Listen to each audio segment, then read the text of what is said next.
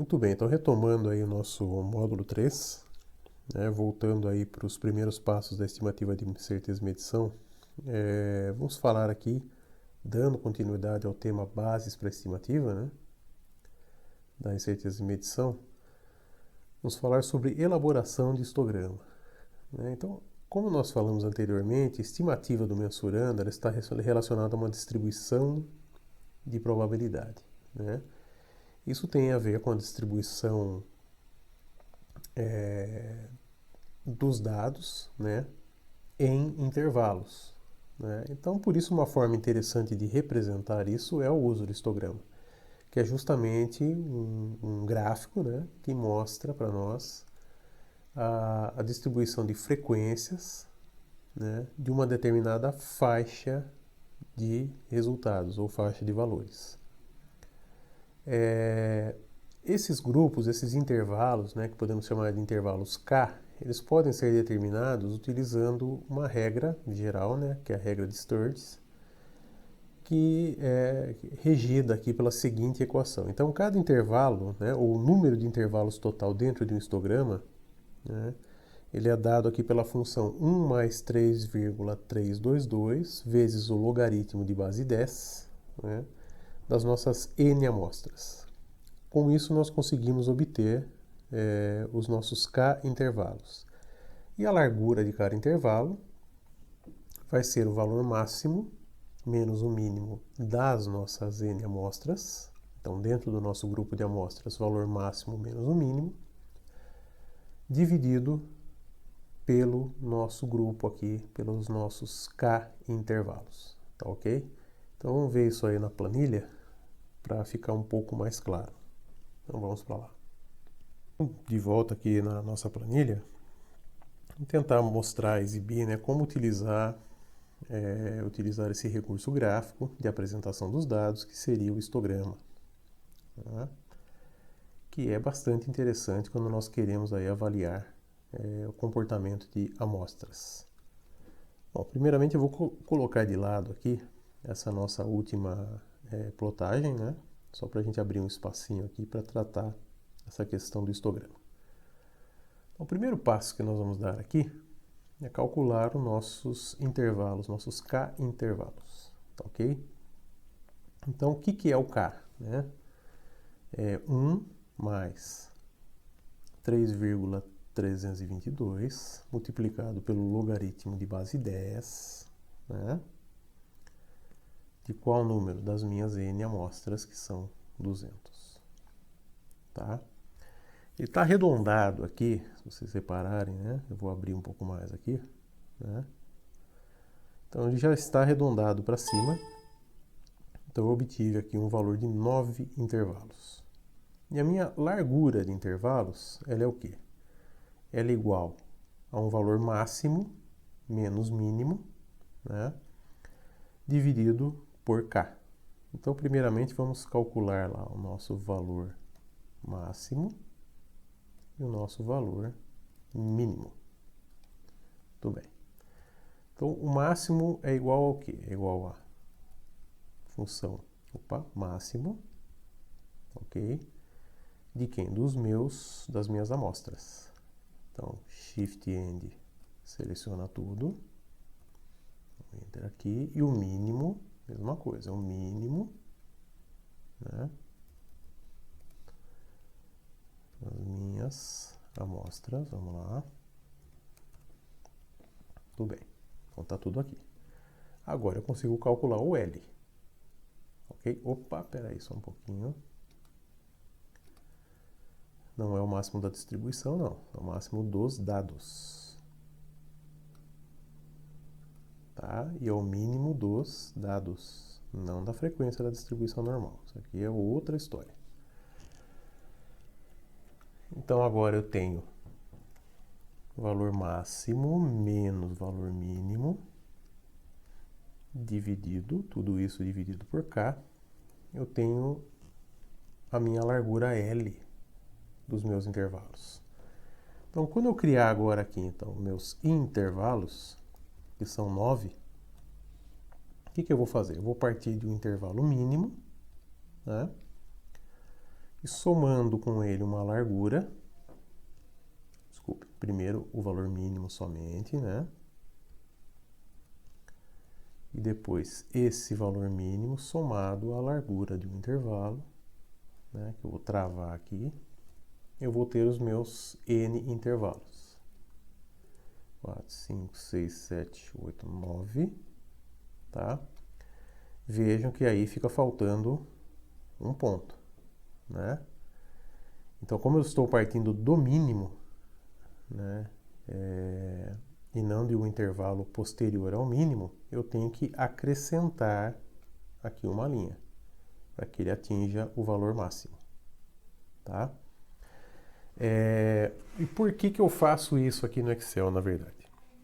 Porque cada ponto desse, ele vai representar para mim a metade do intervalo para o Excel. O Excel vai entender que isso aqui é a metade do meu intervalo.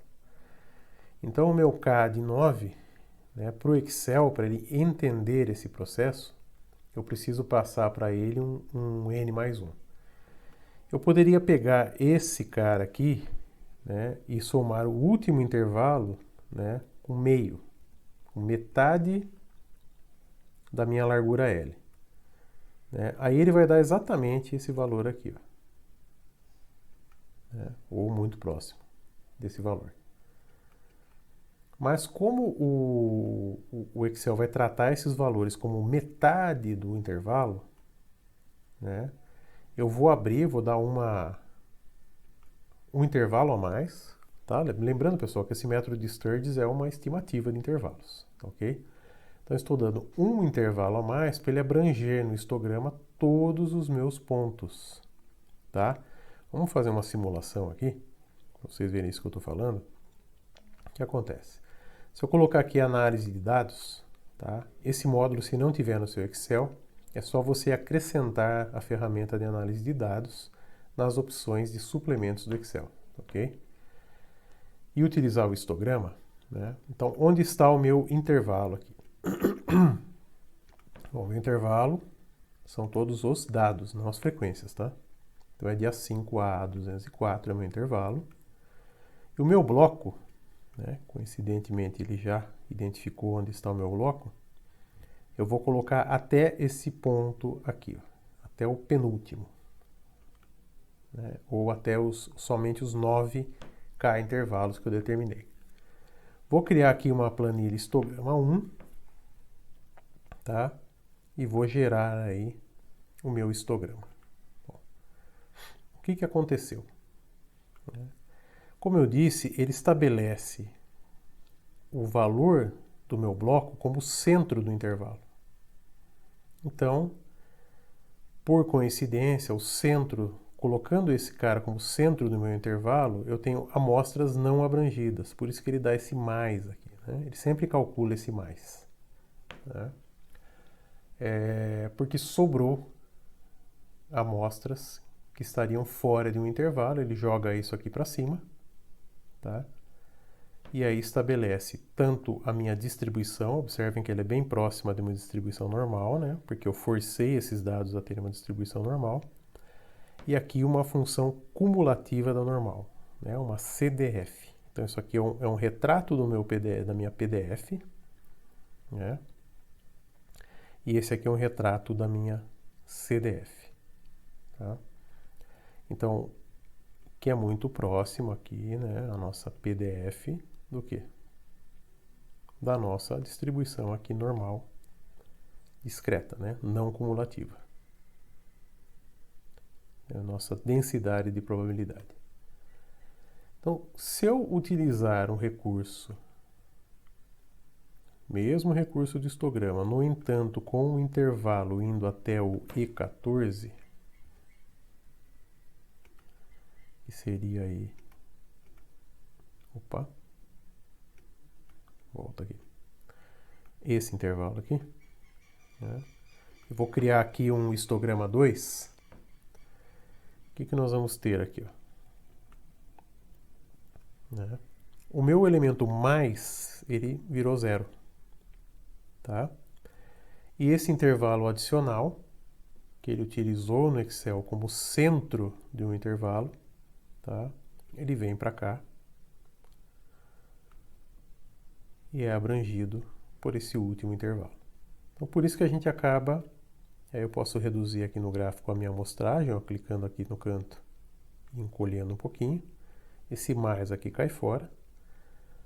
E aqui eu tenho o meu histograma, então, com todos os intervalos. Então, eu estimo lá pelo Sturges, mas no Excel, por conta dele considerar no bloco, tá?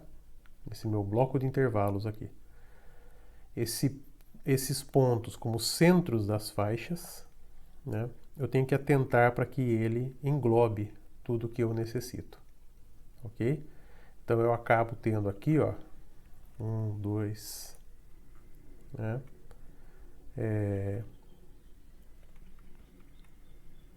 Vamos lá. Eu acabo tendo aqui 10 intervalos, né? Centralizados nesses pontos que eu calculei, ok? Isso é só uma representação, ela é interessante para nós vermos o comportamento e futuramente para vermos que alguns dados não vão ter o comportamento aqui da normal. E essa minha CDF aqui, né? E essa minha função cumulativa, né? Lembra que quando nós criamos esse gráfico de função de densidade de probabilidade, como é que eu criei ele? Atribuindo na minha função de distribuição normal um valor falso para o cumulativo, tá? Então, se eu colocar aqui um valor verdadeiro para o cumulativo, logo que eu digito V, ele já aparece aqui, né? E vou dar um confirmar, copiar esse meu colega aqui para todos os demais, o que vai acontecer com a minha função? Ela vai mudar aqui, então, para a minha função cumulativa, tá? Representando no máximo de 1, né? Máximo, como aqui no máximo de 100%, né? Que é 1. A minha distribuição de probabilidade agora cumulativa. Mas como me interessa a função densidade, para a gente evoluir depois no nosso material, eu vou manter aqui, vou deixar esse gráfico aqui do lado, tá? Então, esse daqui, vou cercar esse meu colega aqui, e ele vai ser o nosso bloco histograma, tá? Então, é só mais uma forma de nós representarmos uma informação, ok? E por aqui era isso, nos vemos então na próxima, evoluindo aí na análise dos dados para estimar aí o nosso mensurando. Obrigado.